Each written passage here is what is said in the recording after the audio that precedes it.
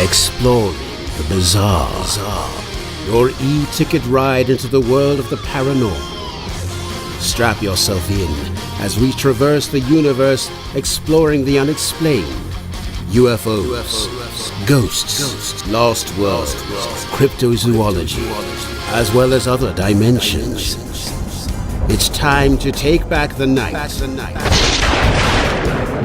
Now, your electrifying hosts of Exploring the Bizarre, Timothy Beckley and Tim Swartz. Fly me to the moon and let me sing among the stars. Let me figure out what it's like on Jupiter and Mars. Good evening, Tim. There in Jasper, Indiana. Why, good evening to yourself, Tim, there in Manhattan.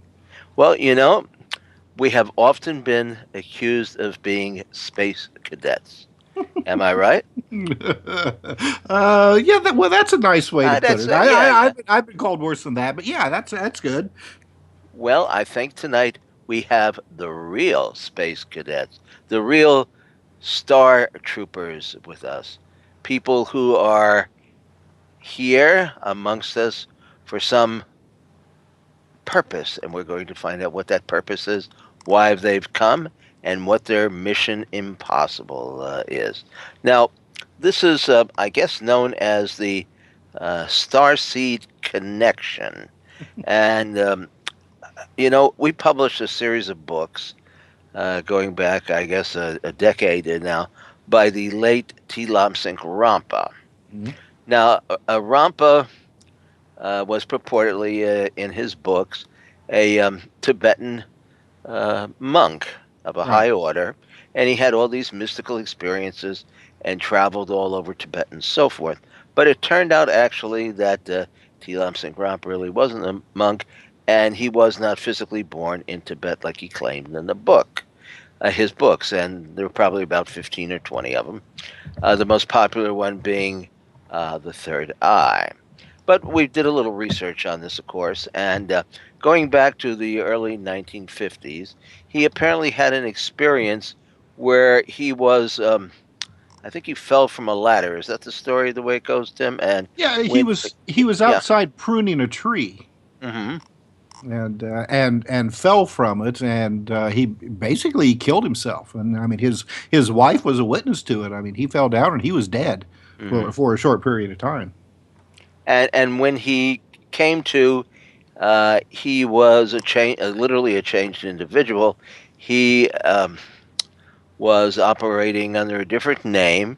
He called himself T. Lomsink Rampa and said that he was actually this Buddhist monk. And his books were immensely popular. I mean, they were among the top-selling metaphysical books during the mid-1950s and stretching into today. They're still popular today. Oh, yeah. I know. Like I said, we have about a dozen of them in print, and every month we sell a handful of this and a handful of that. And he even had a couple of books where he actually telepathically communicated with his pet cat, who was... Yes, he loved cats. Yeah, he did indeed. I think he had quite a few of them. So that was my first... I guess, inkling about I guess we called them walk-ins in those days, right? That way, and that who was it? Ruth Montgomery popularized, I think, that term "walk-in" with her series of books. Mm-hmm. And then came along Brad Steiger, and Brad did a book. Yeah, Brad did a book called, what was it called? The Star People, right? And then later on, we did he had a test. What made that book so popular, actually, he had a test in there that you could take to show whether you were an actual star person or not. And lo and behold, Starseed, wasn't it? Starseed, yes, Starseed, right, connection. And then, later on, he wrote a book for us, which we published, which took the Starseed connection even further, and so it's a concept that has kind of grown. That basically there are people here who were planted, I guess you could say, or reincarnated on the planet to change our spiritual consciousness. And so we're going to find out tonight as much as we can about this topic. And to do so, we have April Plummer with us, who is a star seed. And I met April, oh, I guess maybe about a year ago on Facebook. And she's very charming, and she's an artist and a singer and producer and involved in all of these uh, lofty activities. So she's going to tell us a little bit about her background in the as a star seed and how she came to the realization that she really was a star seed and what it is to be a star seed. And then also with us, or hopefully will be with us this evening, is Cassandra Dennis, who I also met on Facebook, and she's into crystals and the crystal skull, and into New Age harmony and so forth. And we haven't been able to contact her yet, but hopefully um, she'll be joining us in a little while. And then, to great fanfare, we have our old friend Mark Brinkerhoff. And if there is a king of the star seeds, it would be Mark, because he arrived here. Well, we're going to find out his story. He arrived here some time ago and has shared a consciousness with outer space beings. But I want to first hear from April and to get a little bit of background about her. April, how did you become? How did you realize that you were a starseed, and what does that concept mean to you? Okay, well, first of all, thank you for having me on the show. I Well, really you're do welcome. appreciate your time. Hmm. Second of all, I'd like to say that we're all from the stars. If you think about it, our body is 90% and the mass is in fact stardust because the elements except all for hydrogen and helium are created in the stars, is it not? And so on that note, we'll be a little further a little bit along. The human body, the blood 80% water, kidneys 80% water, liver 80% water, connective tissue 80% water, skin 70% water, fat 20% water, bones 20%. Then you've got the muscle 76 and then 7.5 water for the brain. So you want to just get down on a scientific level, we are all from the stars. I'm not going to say I'm any better or worse than anybody. I just maybe pay attention and observe a little bit more than the average individual does based upon my daily activities. Uh, Uh, yeah, so, and what? How did you come? Oh, okay. Uh, how did you come to the realization, though, that you might have been slightly different than the average person? I mean, because uh, most people aren't walking around thinking that they may have come here from somewhere else. well, I mean, it's all our connection to the divine. I mean, we are divine beings, encapsulated in a body. You have to have life in the body in order to make it work. I always say that people have this inner ability to go inside to figure that they are a beautiful soul, that they are from the light. We all are. I think we're just cloaked in darkness over time because we allow ourselves to become stagnant, if you will, or complacent and not grow spiritually. I think that's what makes the soul recede. I think over time we just accept things blindly as they are told to us, and we don't question those things like, why is everybody running around doing Pokemon and falling off cliffs? One has to ask these questions in life. I mean, why are we doing these things arbitrarily because it's a game and it says to go do that, but you're going to die? It doesn't say that at the very end, but the sudden stop does at the end. I mean, we live in such a society that's always accepting of everything that's being thrown at us on media and on the tube, and so it's really hard to discern reality now from true reality because we're all getting programmed into a different reality, if you will. Now, did you have um, any number of like paranormal Well, yeah, of experiences? course. Yeah, yeah, yeah. Well, tell us When I about was at some of Brook this. Run, I mean, we were there, we were taking pictures, and I was with a group of people, and this is kind of the first time it ever happened to me, and I felt a presence around me. I felt orbs, if you will, and I felt this cold chill when I went home after I looked at it. It's called looking upon the Duppy. That they're saying in Jamaica is don't look back because you're welcoming the Duppy back with you. And sure enough, I tried to go to sleep, and I had this like Arctic breeze in my lungs, and I couldn't go to sleep. And next thing you know, I'm levitating off my bed, and I'm with my art piece on the wall and looking at my butterfly, and I'm thinking, this is some crazy stuff here. How did we coin this? Oh, Emily Rose stuff. But you know, and my whole thing about that was it was unique into itself, and most people don't talk about those experiences now. Their fear that they might be considered a witch or a heretic, you know, and burned at the stake, you know, like at Salem, you know. So, I mean, we live in a world that's very hard to accept the paranormal and easier to accept something like, you know, hey, I just saw something in the sky. It looked like it disappeared, but it zooped me up, but you're still here. You know, I mean, we it's so crazy that we actually have a hard time discerning what is true and what is not because based upon our spirits, just either spiritually or otherwise. Now, Well, growing up, did you have dreams of other realities? Of course. I mean, there's a thing called astral traveling, and I do talk about that in my first book a little bit more. Actually, the versatility between lucid dreaming and also astral traveling, and what it means to actually be like in clarity of a lucid dream, where you can control the lucid dream. When you're astral traveling, your soul is traveling elsewhere, and you're going to different realities. This is based upon the diethylamine, which is the DMT, which is when you're born, you're with it. When you sleep, you have it emitted, and also when you die. It's like the last thing that goes inside your body besides the gases. well, So, now, how old were you, April, when you first started having these experiences?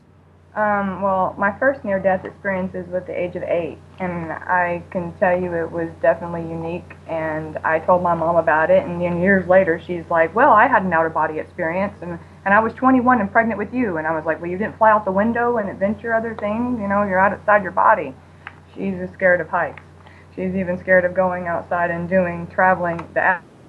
Well, I think that we'll need to bring Mark into the discussion here, Tim. Uh, Hi. well, April, Well, yeah, April went out of her body, no doubt. Well, she'll be back, I'm sure. Yeah. well, yeah, we'll Uh, try to get her. We'll try to get her back in. mhm. She's Um, back. yeah. No, not yet. They're trying to bring her back in. Uh, Well, Mark, let me ask you then, real quick, as we're trying to bring April back into the conversation. How old were you when you first started maybe realizing that things weren't quite the same for you as they were with other people? I realized it pretty early on. Probably, well, I remembered before I was born. I remembered all these things, but had no way of speaking about it at that early age. So when I was about 3.5, 4, I was out of body a lot, but I was not having normal average dreams like I think everybody else had. I was actually going towards and soul travel to a spaceship, which I called home, which is where the ET got that from, because they talked to me about that movie. I called it home. I had no word for it, so I just knew I went home at night. And when we came here, I told my parents at 4 years old, where we go at night, that's the true home. Where we are here is the dream. This is not the true place. That's what I And was what telling my was parents. and what was your Or- parents' reaction to that? They didn't like understand what I was saying, but I didn't know how else to explain what I said. Where we go at night, that's where we go. That's really where we are from. That's true home. But here is a dream. But as you get older, you say this is the illusion dream or the testing ground. So in space on the ships, we called it Boot Camp Earth as a joke.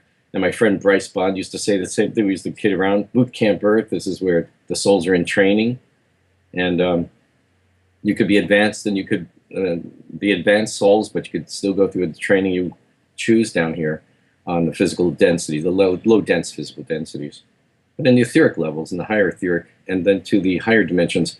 I was always, as a child, telling my parents, I go someplace farther away, far, far, far away, and I had no way to explain it. But as I got older and was bringing back more information as I went out to the ships, I was asking more questions.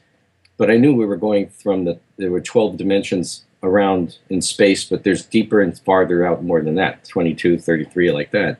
But I would tell people, so they would say, there's 7 dimensions, right? And I said, no, there's more than that, but 7 is the number around the planet Earth, or the physical dense planets, where that's within the aura of the planet itself. So yeah, there were 7 densities. Well, now, how old were you when you were spewing all of this? Okay, at that age, that would have been about 12, 11 years old. I was 10 when I had levitated to the ceiling on my bed with just thinking and concentrating only on being one with Creator, one with God, one with Creator. And I floated, and I thought I was leaving my body until I bounced into the ceiling. And when I said to myself, wait a minute, I usually pass through the ceiling. I turned to look, and there I was not on the bed anymore. There was no one there. And then I bounced down 3 giant bounces. And when I third bounce got off onto the floor, I landed on my feet like you would get off of a balance beam in gym. And it was so much fun. But when I tested it again, I could not jump that high on that bed. You couldn't get that high. So I knew the angels had something to do with that bouncing effect. So I'd say it was around 10 and 11, around that age, when I was telling my people and kids in school that there was many, many places to go, but I had no words for it. So I called it the planes of light. I didn't know what else to call them. And as you get older, you say dimensional space, parallel dimensions, all these things. But there's many frequencies within the frequencies. So there's many levels of it. So there can be low etheric, mid etheric, and high etheric levels, which is the frequencies next to us here that are invisible, where some of the space beings walk amongst us, but you don't see them. But they can lower frequency and come through to us, like master teachers, etc. Now, do you share a consciousness with an ET? My over self part, my higher true self. Well, explain that to us in a little more detail. It's like being in 2 places at the same time. I can think to my over self, to the ship, and at the same time, right now, I am seeing what they're doing through my consciousness, beyond the third eye. I have to say, it's more like it's almost like being in 2 places at once. I can't explain it. So when my wife and Phyllis would have a vision, let's say, she'd been meditating and she did an activation that we teach, that she started to see through the eyes of her higher self, her over self. And when I come into the room later, because I was on the computer, I would come in, and then she would say, "Where were we just about 5 minutes ago?" And I'd say, well, I'd see where we were. I'd ask, and I'd see where we were, and I'd tell her where we were, and it matched what she had been seeing. And so there's also been times we've been out of body, soul traveling together on the ship, and we saw and did the same things when we came back. So we share that ability sometimes here. So that's what I was doing. I was going out of body as a child, but not realizing that's what it was called until I was about 12. I realized what it was called. But I always knew I was, I didn't know what the word for it was, but I was a walk-in. I came in and took over the body. The soul that was in it left, and as it left, it said, "The baby will be born dead. I'm leaving." So my mother was 8 months pregnant, and I went in, and then was born, I guess you'd want to say, not on the 9th month, but very small. So I knew the baby was going to be born. Originally, it was dead. When I got into it, it came back alive. So you actually have memories between lives. Yes. Well, I remembered where I came from, even when I got into, I took the body over of the baby that was in my mother, a fetus, or let's say unborn child, and it was 8 months pregnant. She was 8 months. And I connected to the head and then to the solar plexus and heart area. And I knew Creator, that energy gets sent through to create the heart to start beating again. That was nothing to do with me getting in, because if we leave the body, we make the connection. It's when the body dies it disconnects. So when that happened, I just pulled back out and watched what happened. They wheeled my mother out of the emergency operating room and everything. And I told her all that happened when I was about 5 years old. And I had to tell her again, because she didn't want to believe that someone didn't tell me all this information. I told her, no, it's my mind. I remember it all.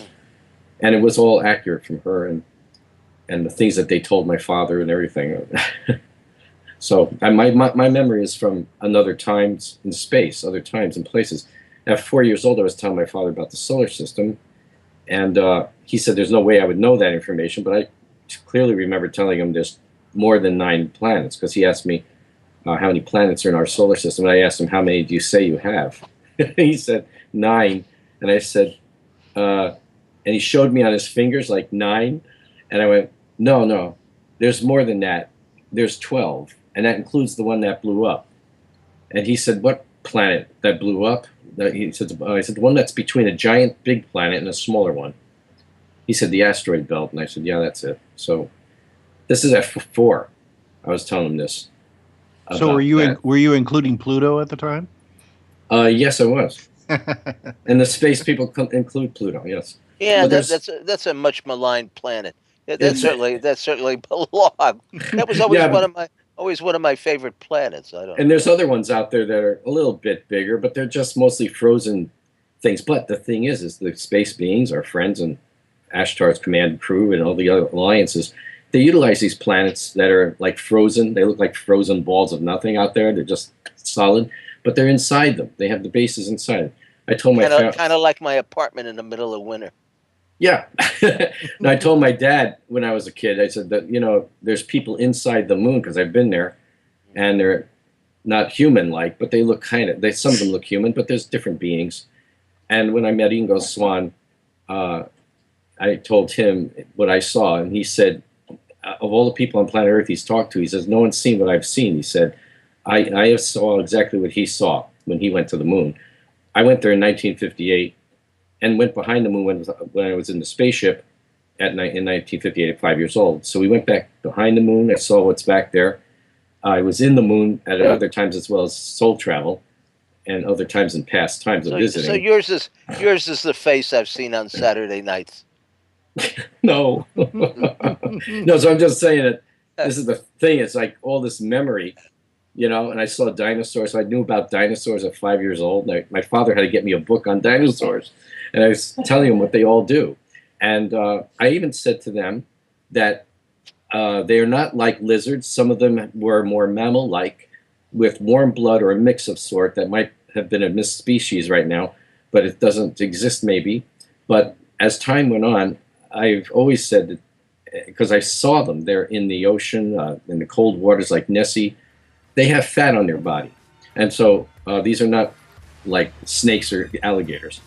And so it was when finally Jurassic Park came out that I was able to feel like, well, there it is. That's exactly that, because I told my father and mother, I used to draw dinosaurs in herds followed by the other ones like wolves, the tyrannosaurs and all. You are a fantastic artist, and April is an artist too. April, are you back with us? Yeah, I'm back. Hi, Okay, April. so we've got a break coming up, and then we're going to be returning here with our friends from out there.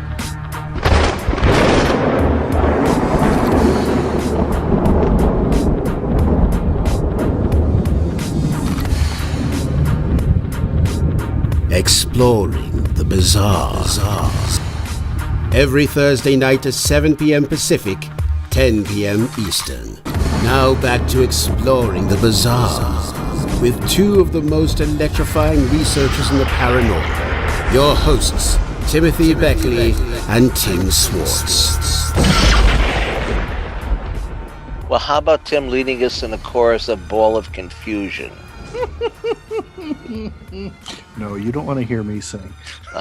Well, I'd pay good money to hear you sing. You would be the only one, Tim. I've actually performed a couple of times singing, and that's one thing that I really didn't do all that well. But I found out if you have a good band and a couple of pretty girls dancing on stage, you can get away with almost anything. Oh, yeah. When you're at a live venue like that and, you've got a good crowd and everyone's having a good time. I mean, you could be up there just screaming nonsense. Yeah, that's right. And, the audience will love it. I couldn't believe it. I said, wow, look at those teenage girls. They're up there and dancing in the front row. What did I ever do to deserve this? And who's that old geezer up there singing? Get him off the stage. Well, Tim, what's your grasp on all of this? Well, as we said at the beginning of the program, the whole idea of the walk-in phenomena, I mean, I think that's been around probably as long as we've been around. I mean, a lot of, our oldest religious traditions really, they may not call them walk-ins, but you know what they're referring to. Where where a person is either temporarily taken over, by a supernatural or spiritual entity, or somebody who, has been permanently taken over, by another soul or whatever you would want to call it. I know that. gosh, what was the name of the book? Nikola Tesla and the White Dove. Is that what it was? Uh, where the author postulates that Yes, Tesla was a extraterrestrial that's walk-in. true. Yeah. You know that he died, fairly early on. Maybe just before or just after birth, and that his body was then taken over by an extraterrestrial. So I mean, it's really a major part of our supernatural history. Mhm. Yeah, that's my take on it. Now, We just give it different names as time goes by. I want to ask April before she disappears into the etheric again. Who would you say, April, are some of the famous star seeds? I mean, we've heard that Jimi Hendrix may have been from there, or David Bowie. Do you? David Bowie, Get, definitely. yeah. I mean, Jimi Hendrix. Yeah, we thought Janis Joplin too, because she Uh, was an old soul. I mean, there's so many people throughout history that have graced us, with their music talent, and that have been from somewhere else. And they don't even know they're somewhere else. yeah. And that's the crazy part. They just know that this is what their soul feels. This is what they're getting out into the world. This is what they want the people to feel. Because music has a way of doing that. I mean, 528 hertz has a way of rejuvenating your DNA and getting you on a spiritual level. Well, There's all these different frequencies that come through our TV and also through our radio. well, you're involved in music and art, are you not? Yes, I am. Well, and you've written a couple of books, but you've never really described them even to your old buddy here. What have you written? What are the titles of your It's books? more metaphysical. I mean, it brings on the fact that the divine ascension vehicle is the Merkaba, Mer meaning light, Ka meaning spirit, and Ba meaning body, meaning you encompass this and you have around this in your field, and people are accessing the Merkaba. This goes back to ancient Egyptian times. This is not some far-fetched thing that was just, woo, out of the air, and, the fairy godmother came and whisked fairy dust around to make it happen.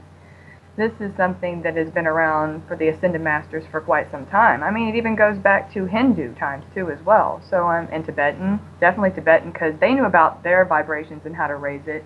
Jesus went over there, and there's like a couple of pages of his life that's missing from the Bible, but he went over there to actually raise his vibration to be able to come over here to do Reiki and healing like that, because there's energy healing, too, on a different level. People start fires with their chi, which is the prana of life.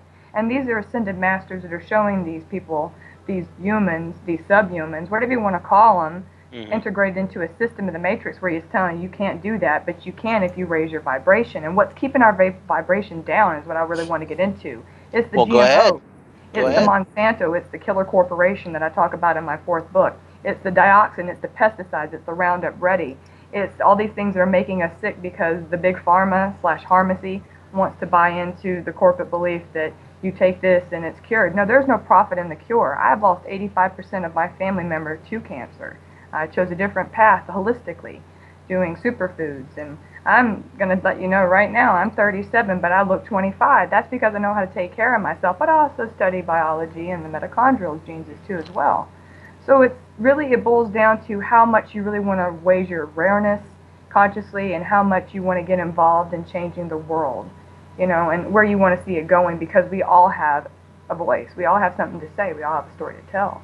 And all matter originates and exists only by the virtue of a force. We must assume behind this force is the existence of a conscious and intelligent mind. The mind is the matrix of all matter. So as people, we have to wake up to this understanding that we all have something that we can contribute to this world. And where we actually observing it, we're not only observing, but we were creating that reality while we're observing it. And, So, and, oh, and go you ahead. do it. You do it through your art and your music as well. Yeah, because look, that's our self-expression. Are we not supposed to be here as multidimensional beings and express that to the world? Is that not our gift, divinely speaking? I mean, it's kind of been taken away. If you go back to the Constitution, every day we're getting a little bit snagged from underneath us, the habeas corpus, I mean, it's really kind of crazy in so many ways as people don't realize what's happening because they're diverted by all these other stupid things that have got their mind on a oh, let's go off a cliff, mode. But and that like a lemons. And I think as people that realize what's happening in this world, we have this ability to come into the matrix and change it, depending upon our level of consciousness or otherwise. It's how we voice our opinion. It's how we get it out there to the public. It's our approach to it. So you're saying then, April, that everybody on the planet has the capability to Of raise course. their consciousness. Of course. It is a choice, just like anything else in this world that we have a choice on. It is a choice either to step up and bat and take a bat at the plate, because it's a risk, because we're all afraid of rejection or we're all afraid of this, but it is a choice whether we want to change it or not, because we will have it within our rights. I mean, we as people do have a voice.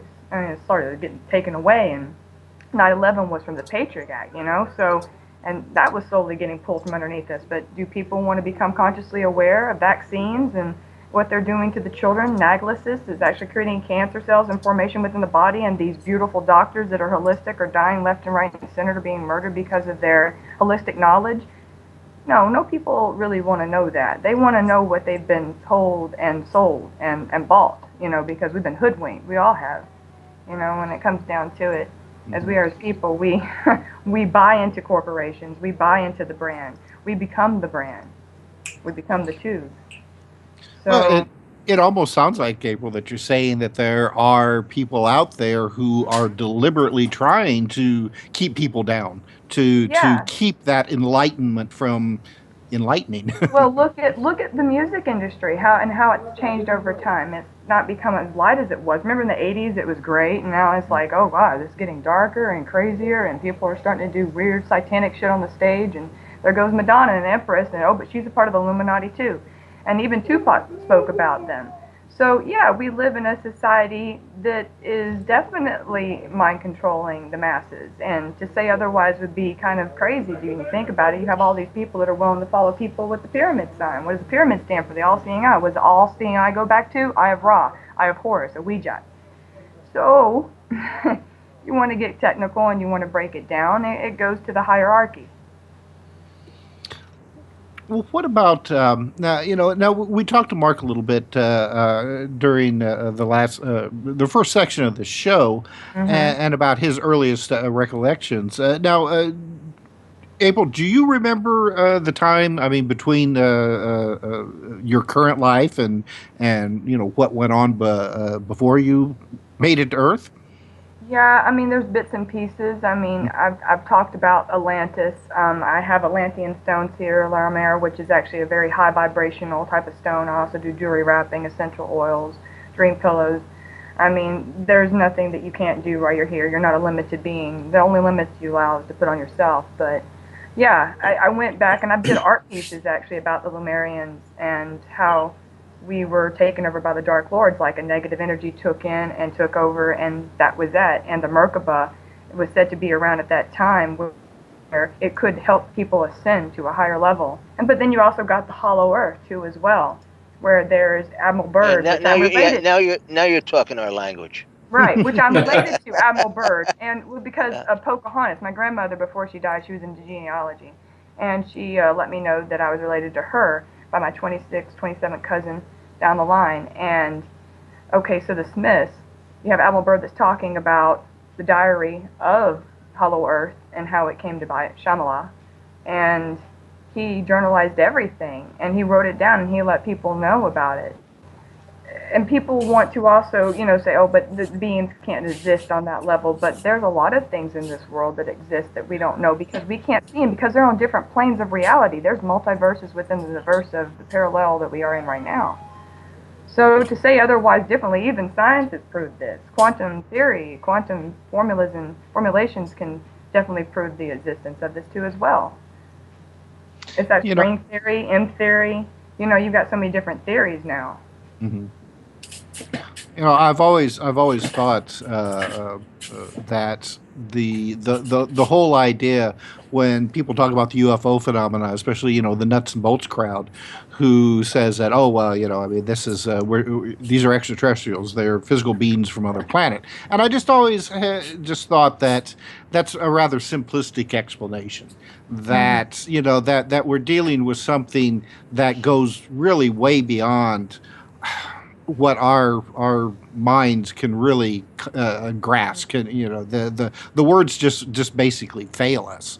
That that these beings, it's not just physical beings. It's not just extra dimensional beings, but it's just something that is beyond our concept, beyond anything that we can perceive. Well, though, Tim, Mark might disagree with you there because I know for a fact that he says that he has actually met physical beings from other planets. In fact, did you not start, I think, telling us a story, Mark, last time you were on about meeting a very tall ET in Central Park? Yes. Yeah, it'll What be was that all a about? year What was on that all about? August 10th, 2015. So it's next week. It'll be a year. I was meditating and doing my thing that I pray and say words to the space crews. And I say, I will not mind because it's up to them if they want to show up because I'm not pushing anything on them. I just say, hi, if you're in the area, stop by. If you're not, it's okay. And this person sort of seemed to appear on my right side peripherally where the park was, where I was sitting. And he was about 15, 20 feet away. He seemed to just show up and came towards me, walking very oddly, not like a normal human would walk. And he was very tall, almost 7 feet, and smiling, very kind energy. And I thought just was a very sweet energy because I could see his aura. So when he came over, he sat down next to me after asking me if he can interview me. And then he just sat right near me. And most people, I think, would have got scared or worried that somebody just sat that close to them within, 10 inches from their thigh almost. I had a bag there. And, well, it was all telepathic. When I was thinking of things, it's as if his mind pushed my thoughts away as if it wasn't as important right now. And he scanned me with the device that looked like a silver cylinder. And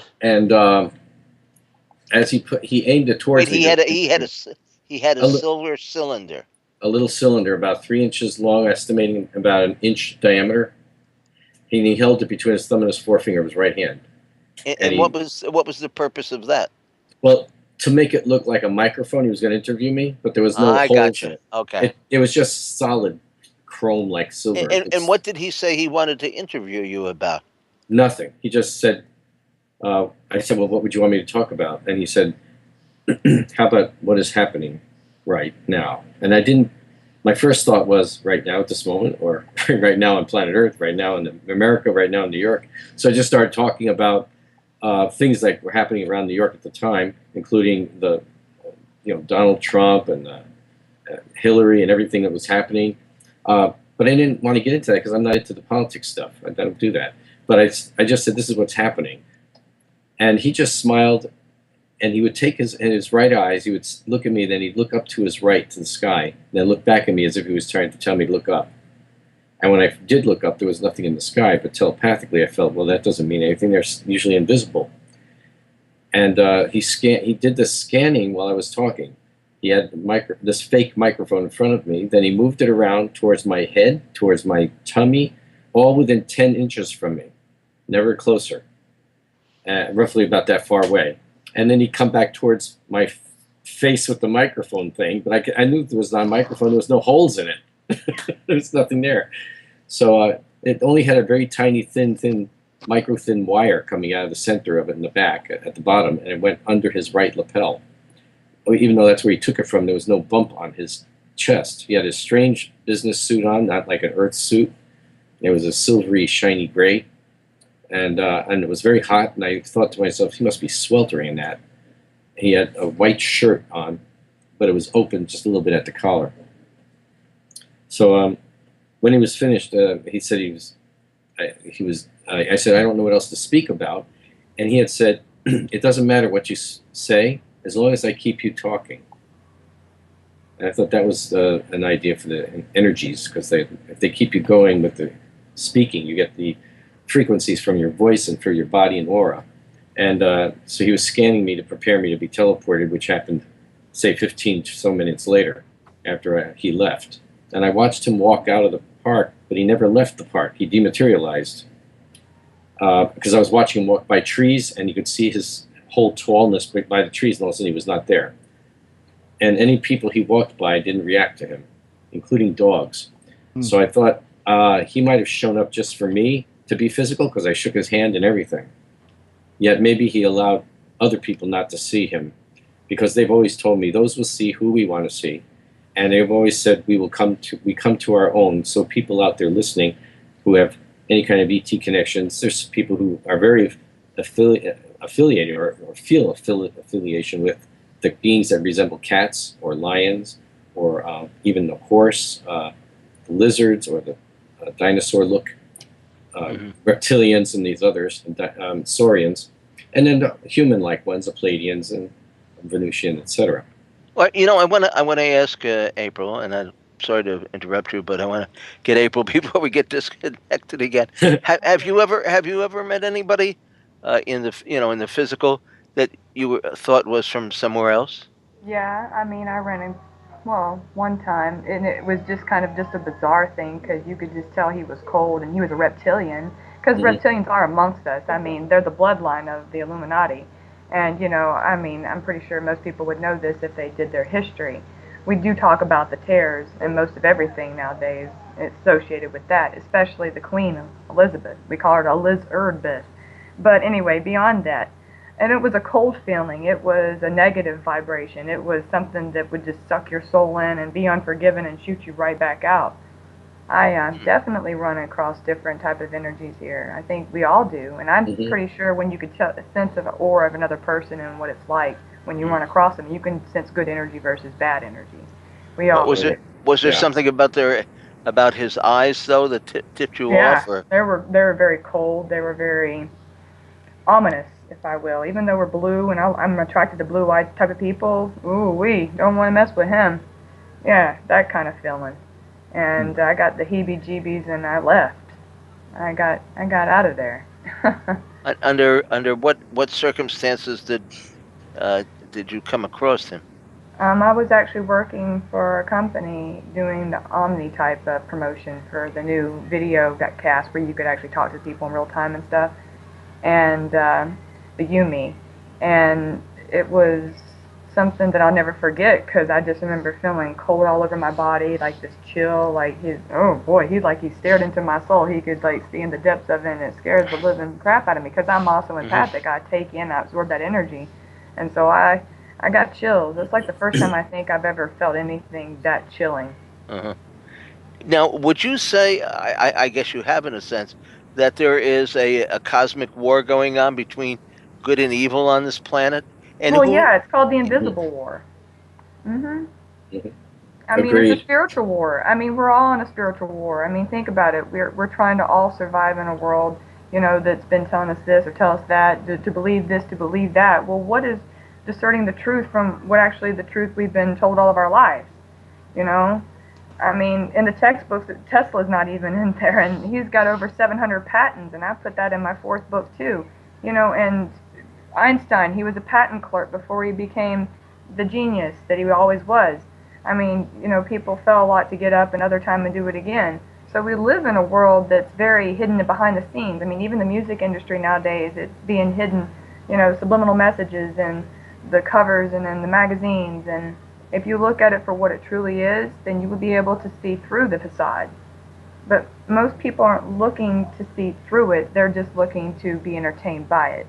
And so I think if you're consciously aware that it exists, then you can consciously change it. You can let people know, you can alarm them to certain things that are happening, but it's up to them to actually walk through that door. You just provide the information for them. And how about your artwork? What do you show in your artwork? I mean, like when I'm in my artwork, I'm in a different zone. I go outside, I'll get a vision, and I'll come in and I'll draw it free-handed. It could be a Japanese pond all the way to waterfalls, and I go to Larnaca and I get inspired by being there. And I'll go out and I look at a sunset and I'll create something that has a winter, feel to it, all the way to, fantasy art to abstract. See, the art is in the eyes of the beholder. The beholder, whatever it wants to create, because you are the artist. You are on the stage of life. So it's up to you how you want to people to perceive your Uh, art and where you want to go with it and what you're well, trying to tell. you know what actually uh, drew me to you was Hmm. your very creative use of colors and Yeah. and makeup and Mhm. jewelry. Mhm. And I mean, I realize that there must be some significance. Blue is your favorite color, I would take it. Yeah, kind of a turquoise-ish blue Yeah, because it does. turquoise. Yeah. Yeah. It stands for the third eye, so I do wear a lot of turquoise. I'm actually wearing turquoise right now, along with Uh, my chakra pendant. And my orgone, which is definitely a higher vibrational field that you can get into, and also in the pyramids, and I talk about that too in my book. So there are a lot of things to discuss in a higher vibrational field. People would understand that if you go into that, you get healed automatically. It'll bring up the temperament of a violet person, and pretty much it'll go out and it'll be like it never even happened. mhm. So I mean, those are the generators. So we live in such a world that's so close knit with information. It's hard to get some of this out there, but I think we as people have it. We can put it out there and let people know it exists because it goes back to way in a time that most people didn't know. So I mean, some people are ingrained with it, in their DNA, and because the DNA is unraveling at an alarming rate, and it's hitting on if you have a love vibration, it's going to hit on those higher peaks of frequency as opposed to fear-based mentality. You can't really do anything at that point. You can't activate any codones. You can't activate, amino acids within the body. There's a lot of things that are going on a frequency level, if you will. Well, we are coming up on another, I was going to say, timely commercial break. Okay. And we will be back in just a few minutes with our guest this evening, April Plummer and Mark Brinkerhoff, and of course, Tim Schwartz, who I have not cut out of the conversation, I swear. Nope, And still here.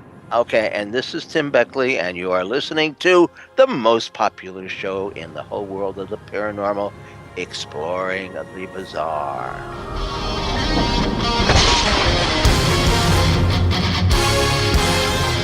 Exploring the bizarre. Your e-ticket ride into the world of the paranormal.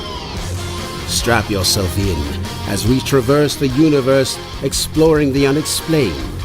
UFOs, ghosts, lost worlds, cryptozoology, as well as other dimensions. It's time to take back the night. Now, your electrifying hosts of Exploring the Bizarre, Timothy Beckley and Tim Schwartz. And here we are back in the second hour of Exploring the Bizarre. I can't believe how quickly this program has gone tonight because we've got two very fascinating guests. We have April Plummer and Mark Brinkerhoff, and we're talking about starseeds, walk-ins, blue children. Now they said, there's there's a term I haven't heard in a while. Boy, it seemed like, especially like in the 1990s, that was really a popular word. Do you remember that one, Mark? That term, blue children?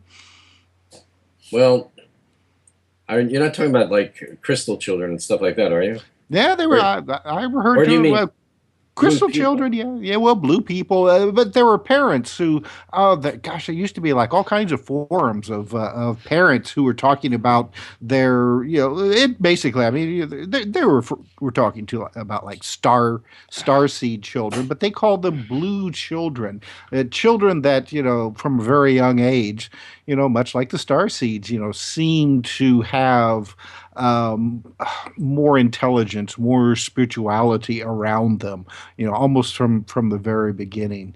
And but that's a term that that I haven't run across again, for a while. It seems like this kind of stuff, the popularity, it ebbs and flows. It's like right Yeah. now on like paranormal reality television, Bigfoot seems to be, cryptids, dogmen seem to be the popular one. A few years ago it was ghost hunters. Who knows Yeah. what it's who knows what it's going to be next year. But Mark, I wanted to ask you, and this goes back to what we were kind of talking about in the first segment, and I wanted to know, anybody else in your family um, have the same kind of stuff going on with them that you do now? I mean, did your mom and dad ever come to you and say, your grandma Brinkerhoff, she was the exact same way, or Uncle Steve, you know what I'm talking about? I mean, does this run in your family or what? No, no. My parents are on the other side, and so is everybody else that I know. Hmm. But no, no. My grandmother on my mother's side was very, very devout and spiritual and devout Catholic, and she saw the way things would happen with me with animals. I would talk to animals, or fish would swim around me in the lake, and I could pick them up. And people, if they get in the water, the fish would swim away. But if they left the water and I was still there, I'd talk to them telepathically, and they'd come over towards me. And these things, she said, "Oh, like Saint Francis is with you." And she told me about that he's the one who speaks with animals. And I one time told her, "Oh, then that might be somebody who communicates with me sometimes. That'd be my friends." But the thing is Saint Francis, who is Master Cthulhu, is actually a real person, and one that I've had a contact with in 1976 in Katona, New York, of all places. He materialized, came into a store I was in, talked telepathically, and when he left the store, I followed right behind him out the door, and he dematerialized. He was not there anymore on the whole road there. So when that happens, I knew what happened. But these masters, these people, these wonderful people are with us now. Actually, they can come into the room or materialize if they need to for us to have hope or faith or trust or whatever. And they're all like, we're all galactic souls. We're all universal beings, and we come from other galaxies. We came from other places on higher frequencies and light and as well. So when I came here, it was just to help out. My mission, I think I call it a mission now, but as a kid, I just knew that I had to come to help rescue Phyllis, who's my soulmate, actually, on the other side. We've had experiences out of body even before I met her. I saw her in 1976 in a vision in a car with me, physical. And I knew I was going to meet her someday, whoever this person was. And they guided me. And I met her in 1978 here in New York through Tim. That's correct. She was a She was producer yep. producer at, I think, what, WPIX or one of the TV stations or something. Yeah, radio show, right? Oh, WPIX, yeah. And that was all. And that was the day that Tim, you had told me that Spielberg's people were looking for a contact kid that had experience as a child with benevolent ETs. Mm-hmm. They called. I went to New York to meet them. That was March 3rd, 1978, because that's the day I met Phyllis. And it was all arranged. So everything, what they asked me, everything was taken from my experiences as well. And when I said to them, "Are you going to use an extraterrestrial that looks like a human-like person?" They said, "No, he's going to invent his own." But when the movie came out in '81, and Phyllis and I watched it for the first time, we were both like sitting there like, "Oh my God, it's all the stuff I told them. Everything I told them, they tape recorded and wrote down." So the home, the fact that ET was a botanist, they asked me what these ETs sometimes want to do, and I said sometimes they come with plants, but that's their physical or not, So it was kind of fun. But the young actor who played the boy in ET, Elliot, yeah, Elliot. Okay, he actually came to one of our conferences in Phoenix, Arizona. I have a photo somewhere which can't find, of course, of my doing the fingertip thing with him, like he were ET. Very cool. nice, very nice gentleman. He had already, grown up by the time I met him, but he was still doing, off Broadway theater and still acting and so forth. And I'm sure he's active, still active today. But I think I saw him on a Fringe TV show, one of those shows, or X-Files. I think he was a guest on one of those shows. Could be, yeah. Mm-hmm. Like Scully. But now, Mark, you have an uncanny ability of taking photographs of you have. I mean, you go to the window of your apartment in Manhattan and you look out and these objects are floating by. Well, I'm telepathically called to look up or come to the window. And a lot of UFOs I see, Tim, are like when we're walking down the street in New York or you're going somewhere, I might even be with some people and I'll hear look up, and if we're all together, they all see them. And it'd be usually a giant sphere, silver or gunmetal, gray, blue, sometimes gold. And they're not balloons because there's no threads or any of that stuff. They appear, they might move a little bit, and then they just flash off, and they'll come back and tell me to look to the left or right, and I go look again, and they're in another spot, and they come over, and then they disappear or just shoot away. They're just saying hi. These are people from I met Ashtar when I was on the ship last August 10th. When I went on the ship, there was a lot of my friends there, but they're 8, 10 feet tall, 7 feet tall. Many of the guys and girls, most of the guys, got down on a knee to come kind of just give me a hug because I'm short. I'm not a tall guy. You didn't really meet Ashtar. You met him physically. Ashtar was physical for me to hug. He came over and he gave me a hug, and he says, now you can tell them I'm real, because people have asked me, is he a real person or is he made up? Somebody invent him. He's actually a real being, and he's a solid, huge. These guys are huge. But the love, the benevolence, and the beauty, the euphoric bliss of God is in them. They're like walking ascended ETs. That's all I can tell you. Well, I think I need to get a plug-in for the book that Tim and I did called UFO Repeaters, The Camera Doesn't Lie, because there is an extensive chapter on you in there, along with many of the photographs that you've taken. I know you started out, you would go to upstate New York and take the camera with you. Well, I was living upstate near Mahopac, New York, and I was in the fields up there. Now those fields are still there, but there's more people. Not like it was back when I was there. It wasn't as built up. So back in 1958, when I was on the ship, the UFO or spaceship came and hovered behind the school, where there's mountains in the background. There's no lights back there, so no one would see the ship because the big school blocked it. Nowadays, I don't know. They probably have lights. They have houses nearby. It's totally different from what it was in 1958 and in the 1960s when I was also up there. So I've been having experiences with them in the fields and in the woods near there since I was a kid. And like I said, I got teleported last August on the ship here in Central Park. I lost 24 minutes, which Phyllis caught on the film. See, for me, they jumped me in time where I experienced 24 minutes on the ship with them. But when they put me back, it was, for me, it felt like nothing happened for a few minutes until I got home and our building, the clocks were all wrong to me because I felt I was up at the park only for about 45 minutes. In reality, I was up there longer. So I thought I would have been up there and coming home around 1 o'clock, not 1 o'clock, quarter to two, something like that. Because I went up around 1:45. I walked Phyllis to work, to the train station, then I went into the park. So I wasn't there that long for me and feeling. But when I walked in our house and walked in our building, we have a clock downstairs. I saw it was like 20 after 2, and I kept saying, how the heck, what? That can't be possible. I wasn't up there that long. Well, So April, have Phyllis you ever had any missing time experiences? You mean time dilation, where you're misplaced or you're somewhere? That could be part of it.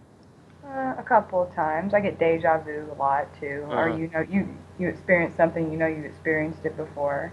Yeah. I think that's a whole way of telling you, oh, you're supposed to meet this person or something's supposed to happen, but we don't know the reason, and that's our intuitive side letting us know. But I think you were describing the blue people as the indigo children, because there's the indigo, the star, the rainbow, the Ada.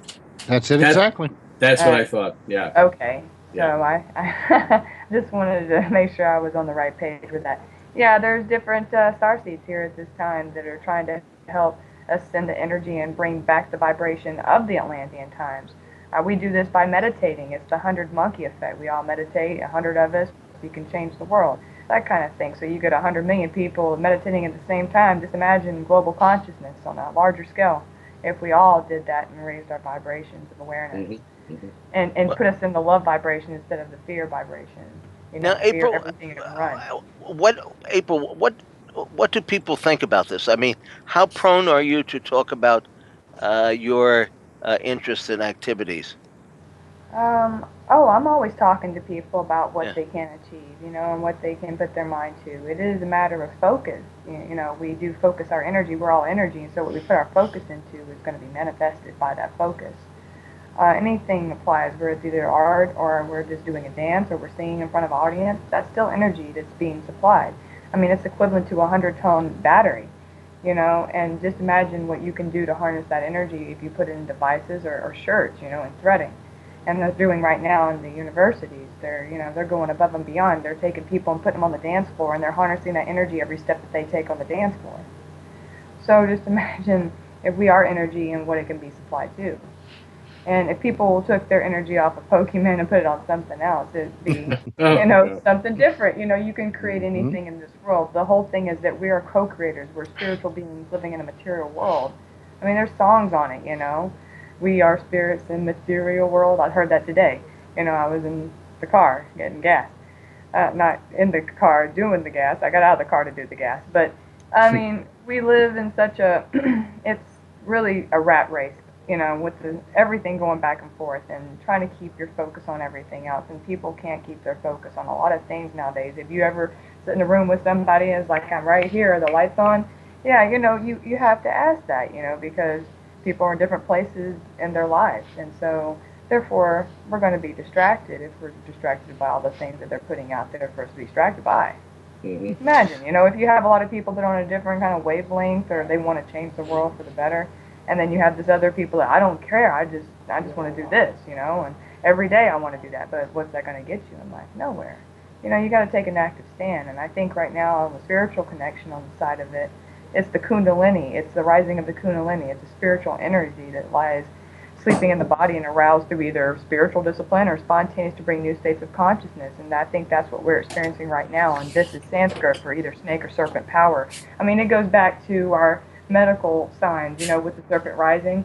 It's not something that's so far-fetched. And if you think about the Vatican City and you have two peacocks and you have the pine cone, it's going to stand up even like 3 times more than a human being. You can't even reach the top of it. And this stands for the all-seeing eye. And this is in the Vatican City, and they know about it, and they got staffs that have the pine cone for the third eye. So what is happening here is a lot of misinformation and a lot of information that can't get out, because if people knew that they were divine beings and they're not going to hell, and there is a God, up there, and he just wants to punish you, and he put you in a boiling flame of fire and pit, but he loves you. George Carlin said it best. I can't even do it like Georgie, but I love George. And but he was being honest, when he said everything in the truth, that we're being owned, bought, and sold, but they want obedient servants. I mean, even the Kissinger said that in one of his excerpts. So, they just want a working class and not a critical thinking class of beings. The minute we critically think, we change things, and so they don't want that. They No. want to see, worker bees, drones, without soul, without human being, inside. Because guess what? We're losing that. Every day we're losing a little bit of more of that, to virtual reality or the things that are going on around us. And we're not communicating as much as we used to back in the day. If you notice, we're always talking to each other. We didn't have phones. We got our bikes, Hey, how you doing? I'll meet you at the house. Okay. That was that. Now we only talk on our phones and we text people. So how are we ever going to know what? Yeah, can you imagine that? Who would ever think that a telephone would not be a telephone? That's right. It'd be I something mean, more. a telephone is not a telephone anymore. It's like, Nope. where do I connect with somebody for to do voice on this? I mean, Exactly. sometimes I even have to study it. What do I hit to find you? Because everybody sends a text message, which has its pros Yeah. and its Yeah. its cons. But April, what is the ultimate outcome of it? Is there an outcome?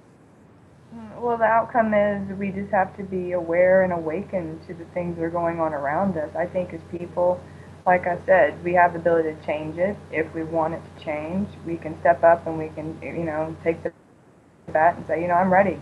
I'm not going to fear what people think of me because I think a different way, or I might be an artist and I have a different view, or I have a different vision. Aren't we all here with a vision, and aren't we all here with a dream? Martin Luther King had one too. We all do. And I think we're at the we're at a precipice. We're at a crossroad as humanity is crossing a threshold Well, between, like, which way do we go?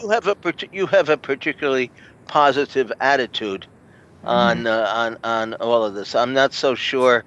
I mean, I've seen life's seamier side, Hmm. and you know, it's you have a very positive attitude on it, but there are millions of people out there, and I won't mention who they are, who don't have a who have a very negative thought process. Well, that's what keeps them in that Mm. frequency, and that vibration. They're going to keep doing the same thing over and over again until they get out of that rut and they realize that they can change the paradigm. You see, we all have that ability. So we're in a rut, but at the same time, we can always dig ourselves out of the rut that we got into. It's all about solution and finding solutions to the problem. And what are the problems? Well, the problems are what we, I guess, are ignoring. So to the point where the next generation will have to deal with them, but we can tip them off to it to let them know that it existed in the first place. Well, that reminds me of a line from a somewhat well, I think it's a good movie, but other people may not like it. It's called Joe versus the Volcano, and one of the Hmm. characters says that the majority of people in this world go around their entire life asleep, but Hmm. those few that are awake are in a constant state of amazement. And just that one line, I think that really explains a lot to me about our whole life process here on the planet. It does. I mean, because and one of my things that I put, because I just recently lost my uncle like 3 weeks ago, and then I lost my grandmother about a year ago, and it's never easy losing somebody because you create a bond with them when you're born, and so it is a part of you that's lost, at the same time. But I don't think they want us to, grieve forever. I think they want us to celebrate how they lived. So I try to look at it in that kind of aspect. But I also said we're always in a state of awe. And it's funny that you mentioned that because that's kind of synchronicity to me because awe inspiring. That love does Mm. that. Love has the ability to move mountains. And, a sleeping woman, when she wakes, watch out. She can do some damage. Watch out, Mortal Kombat. Which I played that the other night. And Street Fighter. I love playing tournaments, and I love Jury, even though she's crazy. But, at the same time, as we as people, if we just come to the fundamental understanding that we do have a voice, we do have something to say, and it doesn't matter where we come from, it's a matter where we're going, right? And I think as a tipping stone to all this, it's just about being aware of what we can do while we're here at this moment, because we all just have the now moment. And I know Eckhart Tolle talks about that in some of his books, but it is the truth. But And April, have you ever been just out and about and come across somebody that you just knew instinctively hmm that they were just like you, that you two were from the same kind of kindred spirits? You just kind hmm of pass that look between each other. of course, I mean, what results in the eyes, the soul resides in, and you can always tell a person by eyes never lie type of thing. I've felt many of times with different people that I've come across in life because we are one. I mean, there's no separation where that's concerned, especially by the Creator. I would say when I felt that kind of feeling, I immediately wanted to talk to them. I immediately wanted to get to know them and what their story was, and who they were, and where they were trying to go, and what were they trying to get accomplished. What were their life goals? What were their aspirations? Where do they see themselves in the future, 5, 10 years down the road? And have you had that chance? I mean, were you able to do that with some of them? Well, yeah, of course. I mean, we have in-depth conversation, and they like to say, "Wow, you got a lot of stuff. You think about a lot of things." Well, yeah, I work on formulas, and I work on the theory of everything like Einstein, and I like black holes, and I think about those things because that's the way my mind works. Not everybody's going to think the same. We're all on different waves of information, but subject to same information, so we're all the same in that regard. I mean, it's just the type of information that we're receiving, possibly. Some people have a sharper antenna than others, so to speak. Um, Do you think we are more optimistic or pessimistic as a society today? I think it swings both ways. The revolving door is what I like to call it. Because then you have one side that says, oh, this can't be done. And you got this side, well, I can see the possibilities. And those are the ones that are ingenious and the innovators and the pioneers, the way showers of the future. This side Absolutely. says you can't do it because it's never been done before. But so did the Wright brothers. What did they think about flying? What the heck? They created a flying machine called the plane. So you know what? And it took a lot of tries. I mean, I saw those videos where the whole thing would just taper off and the dang thing just broke in two. But they never gave up on that invention. They never gave up on that. Well, my attitude always was, I can't do it, and then I go out and do it. If I want to do something, I do it regardless of whatever obstacles might be thrown in my way. And there are Like a this few break. obstacles. There are a few obstacles, just like the thunder and lightning that is going to strike me in just a moment. Well, we'll be right back with more Exploring the Bizarre.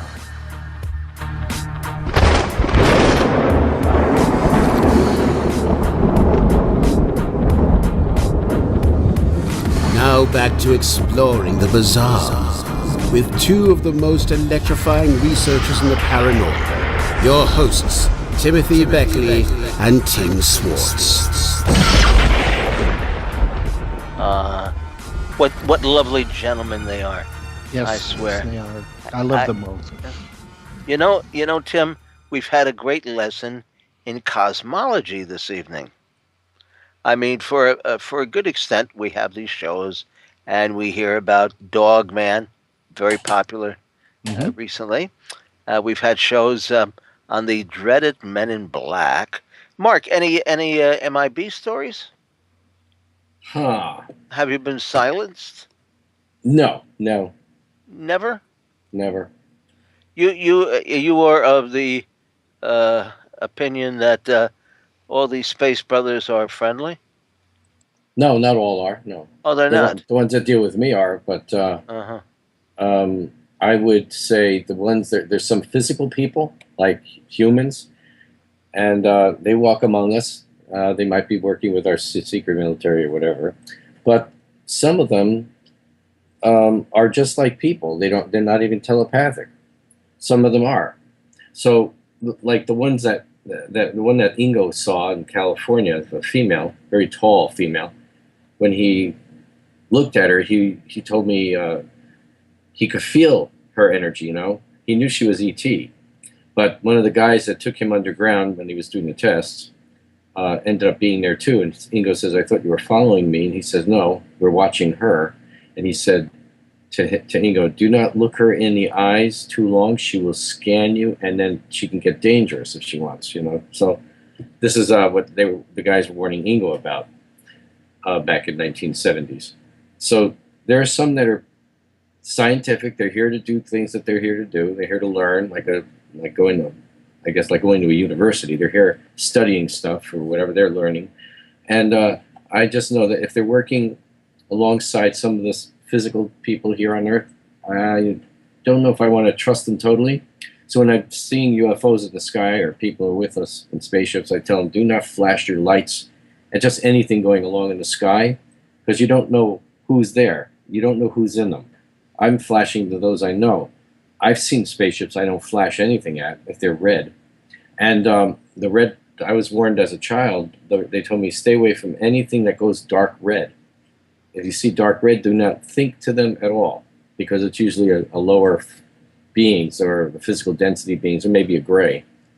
And so we have to be careful. You just don't willy-nilly call anybody in and just start flashing lights and swirling them around to get their attention, because sometimes there are military, and we have the abilities that our military now has abilities of some of the spaceships you see, but not all of them are deep space. They can't do that. But they've got enough technology that they can actually do, go very quickly, like say warping if they want a little bit, and then camouflage. So they have all that, and but the only thing they don't have, and these other beings that are physical don't have, is the ability, like the higher beings, to see the energy fields, observe from high up. They can see us very closely. The ships that are very, very high up in the sky is a pin dot in the sky.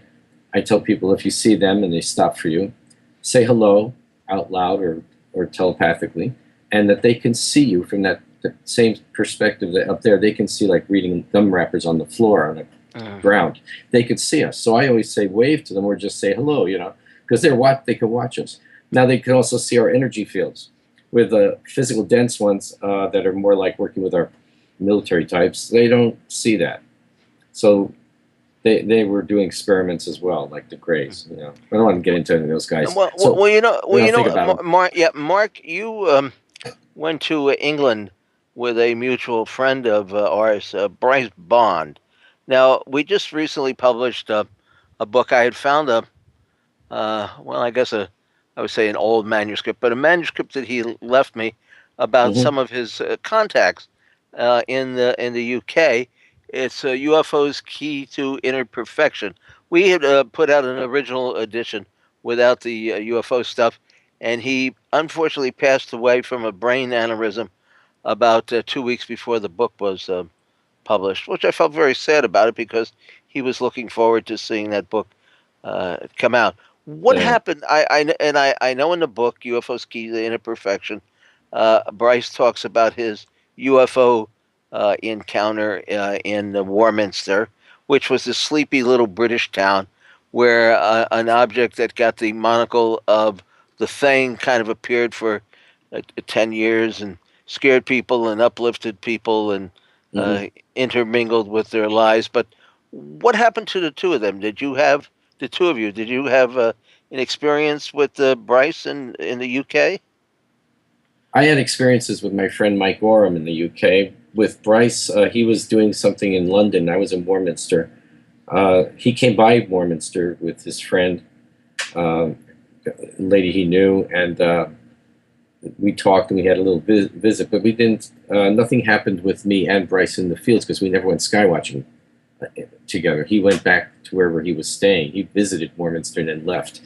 But he had told me what happened to him when he had been in Warminster a couple years before, I guess in the mid-'70s. And with Arthur Shuttlewood, who was a really sweet man. Oh, indeed. We're just reprinting an enlarged edition of the book we brought out here in the late 70s called UFO Prophecy, which had another name when it was originally published in the UK. We've got Arthur Shuttlewood's daughter did a new forward to the book. We've got all these new sightings and photographs of UFOs over at Cradle Hill, thanks to many people that we've met on Facebook. I must say that, some people spend their lives on Facebook, but I have used it in a very positive way. I've met some fabulous people and shared tremendous experiences with people like April, our guest tonight, and all through Facebook. So you meet a lot of people who have nothing to contribute. In fact, a lot of people don't even tell you what they do. I mean, you go and look to see, well, what are they all about? And you have no clue. Right? Yeah, they have nothing. All we know is we have 450 mutual friends, but we don't know exactly why. But did you have an experience? Did you have sightings there? Yes. We had a lot actually. We did. Mike and I were up on the top of a plateau near Warminster. And we went out after 1 o'clock in the morning with some people, but then they left. And after they left, within 10 minutes, a strange object came by. I took a picture of it, but what I saw with my binoculars and everything was a cone-shaped object coming towards us. And then it shot flames. It looked so fake. It was funny. It shot 3 beams of like orange and gold, 2 beams of gold and 1 of orange or so. And then it sucked them back in. It was like it sucked back into the ship and then went away as a sphere. So I took a picture of it with my camera, and Mike had a camera. He was a professional photographer, but he didn't take a picture because he was watching the object. So in Mike's book, I gave him a picture to use. But what my photograph showed up was not what I took a photo of, not what I saw. What came on my film was a beautiful blue, looked like a comet, but that's not what was there in the sky that we saw. So they project out to our film too, and that's a lot of my earlier film of the UFOs was projected onto the film. I took a picture of something invisible to us to see, but I felt their energy was there because they were telling me to take the shot here, aim there, take a picture. And when the film was developed, there was be a UFO or something on the film. And when they were documented by MUFON back then in 1978 and 77, they were documented a little with one of the investigators I was working with. And then Scientific Bureau of Investigation with Pete Mazzola, they documented it, the film and my other film as well. So they have movie film and everything. And all the film came back as light, solid objects on film. So it's fascinating because they told me we could put it on film, what we wanted you to see. So a lot of my film I take now in the park, what I saw with binoculars or what I'm looking at is like a star object or a silver UFO. Mm-hmm. But when I took the camera shots, something else is on the film, and that's what they're showing, these beautiful images, which are actual like pictograms. They're actually symbols or pictures. This is not what I was filming. I was clicking the camera right at me to click, click, click like that, so you could see seconds going by in the film, as Phyllis posted on the website, let's say.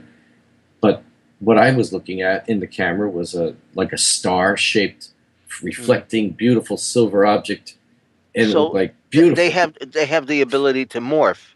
Yes, they do. And we've watched them morph. They make symbols on their ship. People have been with us and they've seen the symbols of a cross and a heart show up on the side of the ship. And I took a picture. Phyllis and I took pictures of the ships too. We got a heart shape on the side of the sphere. So, well, Mark, I don't want to interrupt you, but we're coming to close to the end of the show. And I want to get back to April so she can tell us what her plans are, something a little bit about her new book, just in case we get disconnected again, and then we'll come back and finish up with you. So, April, one last go here. What's in the hopper for you? Well, of course, I'm going to be doing my other books. I've got like 2 others that I'm working on simultaneously. What are the titles now of your books? Well, the other one is actually what I'm really working on, trying to get more head on, is my Cosmic Mind book. It talks about the frequency. It talks about Reiki. It talks about different levels of energy healing. I think right now I'm trying to push more is my 4th book. It's called The Keepers of the Sacred, The Truth Keepers. Well, and I have an ankh on the front cover, that I created. And I have mirror, because they used to take actually like a mirror and shape it into the way of an ankh. So, heating metal up. I chose that because it goes back into what we are as eternal beings. And that was considered the eternal key back in the day. And whoever heard the eternal key and whoever got it was eternal life, right? So it actually goes, and I wear the ankh necklace a lot in most of my ensembles that I put on. Now, are you on YouTube playing any of your music? Oh yeah, I'm on there. Well, tell us. I put like Not Enough out, which got a pretty good hit on. I put It's Our Time out, which is more like EDM and trance, but it's on a higher vibration to let people know that, do what you love in life and love what you do, because you've got this one life to do what you can in it. And so we find you under April Plummer. April LaFay for my music and April Plummer for my books. And the 4th book, I'm going to definitely have more. It goes into the Atlantean times, as well as new discoveries about metals and ore and so forth they found off the coast of Spain, and testosteros. But I don't want to get too much into that because I'll give it away. But it also brings into the democracy, and also the profit on us is people. You control the population by the way of the food that we eat, Codex Alimentarius and so forth. And I do have a lot of that in my book, very descriptive. Agent Orange and what it does to us. So I give you both sides. I give you what's going on in the worldly aspect of what's not being told and what people aren't searching for, versus the other side, which is the spiritual side. So I give both ends of the coin. I think. Well, April, you have been a marvelous guest, and you are on Facebook. I believe we're linked up to your Facebook page or some page on the site here. But people can find you, and I hope those of like mind do seek you out, and I know we'll be talking, in the future when you get your book out, and discussing all of those those activities at that time. So, April, once again, thank you so much for sharing your vibrations with you. It's been very much appreciated. And Mark, and how about you? What's keeping you busy? Okay, we're working on 3 or 4 books at the same time too. trying to finish one with our symbols, trying to finish one with our different things with galactic awareness, and well, it's going to go into some other stuff. So, but our information is on intergalacticmission.com, our website, where you can see the photographs and the images of drawings I did of Balthon, the ET that I met in the park, and stories there. And mostly, too, we're into very much making sure people are cleansed and purified, having clearer thoughts. Fluoride affects the pituitary and the pineal gland very much, so we have to make sure we cleanse ourselves and don't do certain things. Don't eat lots of bad things with GMOs and all. And Phyllis and I were talking GMOs for years, and people didn't even know what we're talking about. But organics is best. But bless everything you eat, wherever you are, just in case it's not organic. Restaurants and things. So everybody bless it with a circle and a cross 3 times with white light, and that helps to cleanse and purify. I just want to get that out there for people. And how about your space brother friends? What have they have in store for us? Do they have anything planned? Are they going to have a increase their UFO sightings? Well, we're having that now around the planet, actually. But they said that there's a quickening effect of going on, so we're experiencing it we've been experiencing it for a while. It's the energy that's coming from that other energy field in space hitting our galaxy, just on the edges of it now, but it's what's causing the speed ups to occur that people just don't understand. They're going to start to see things like, maybe they'll see nature spirits, or maybe people start to see more spirits or have intuition more.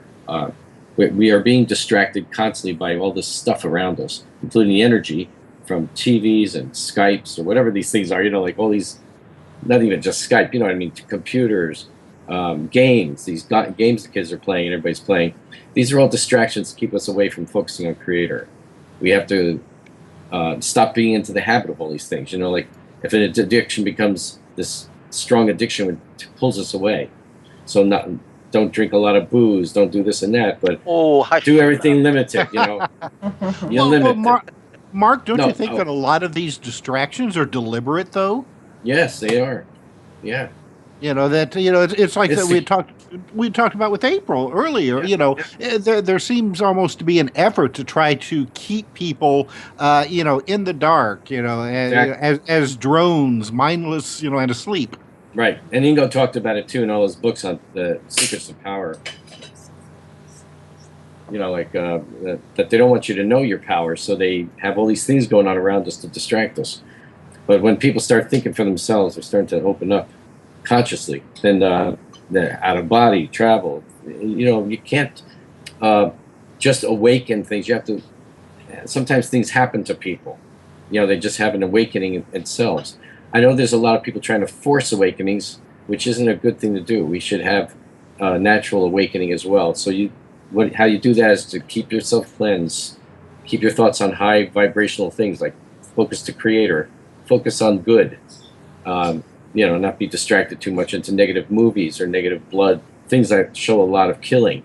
That stuff forms into the aura of like a thought form around our energy field, and that draws these other entities towards us. So we have to be cleansing all the time. Just keep our thoughts on a prayerful thought or meditative thought in love, oneness, things like that, brotherhood, sisterhood.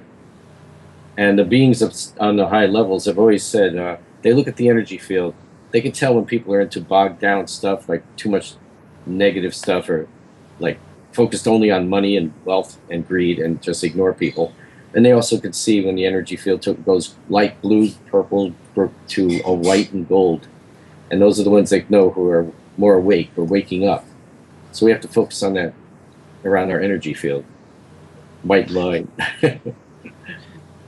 Mark, you had said something earlier in the program, and it just made me think. Now, did a lot of these beings, appear to early mankind, and that's where a lot of our religious beliefs came from? Not intentionally, of course, but especially dealing with primitive man. They see these beings, and they're angels, they're gods. Yeah, right. And are people still seeing these beings today and still thinking along those lines? Yes, they probably are still seeing them. Yeah, like Peru and different places around the planet. Yeah, yeah, and yeah, there was different species, different beings, different races coming here. Like it's a big petri dish here, Earth, in a sense. All these different experiments were happening at the same time around planet. So yeah, a lot of stuff was going on.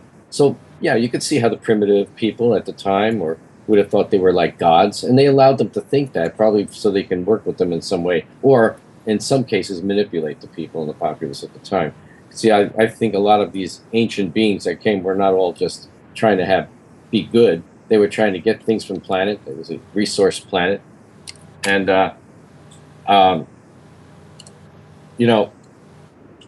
could tell you something that happened to a person I know. It was just recently. My friend, it's a family member actually. She's a vegan, mostly vegetarian, and Reiki master, etc. And she prays, and she believes in everything, Christ and the angels and everything. A couple of weeks ago, she had an encounter in a store upstate in Connecticut. She came around a corner. She was looking for something in the store for work. Came around, got it. I think she found it, and then she comes around the aisle, and there's 3 tall guys, 7 feet tall, exactly the same height, and two were probably angels, because I tuned to that already. But first thing in her mind, she said, was, "Oh my God, are these ETs?" In her head, she thought that these are ETs, because she'd been listening to our shows or, listening and watching our YouTubes, and we tell people how to think with the Adonai Vasu Viragas and things. Well, one turns, the one that was in front of her was had a beard, a trimmed beard, dark hair, and he looked down and smiled at her, and all she felt was love, like a blissful love, when she thought of these ETs. Then she was doing some other things, going to the register, and they followed her, not very close, but they followed her, and they got online, but they didn't have anything to buy. So she goes outside, and she, let's see, I'm trying to say something because I just wrote something down. She goes outside to her car, and she sees the guys come out, and they stop, and another 3 men come up in a white car, get out and start talking to them, but she can't hear them talk. Now here's the thing, these guys were there in the store with her. She saw no cell phones, no jewelry. They were not talking to each other at all physically, and they did not talk to her. It was probably all telepathic, I told her. But what they were wearing was not clothes that kids would wear today. These guys looked like they were 25 years old. But they're not. They're older than that. So they just appeared to be this way. But 2 weeks before that had happened, she was in her room. She was laying in a bed. She had a hard time trying to sleep sometimes. And she heard a whirring noise, like a hovering UFO over her.